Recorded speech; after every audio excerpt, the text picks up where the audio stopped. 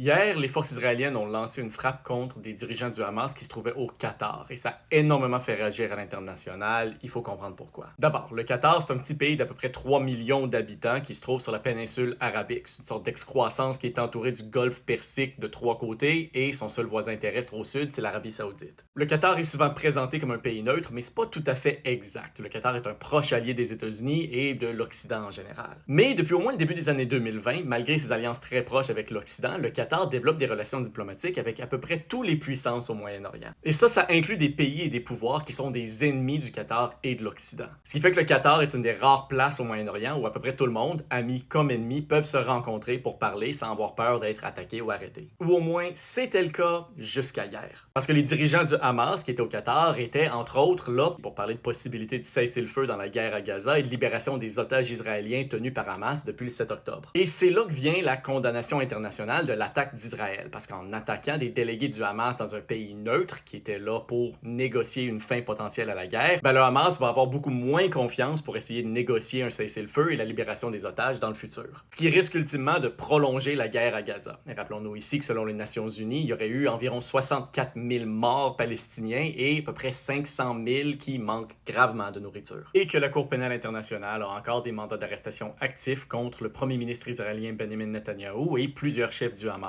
en lien avec des crimes de guerre et des crimes contre l'humanité à Gaza.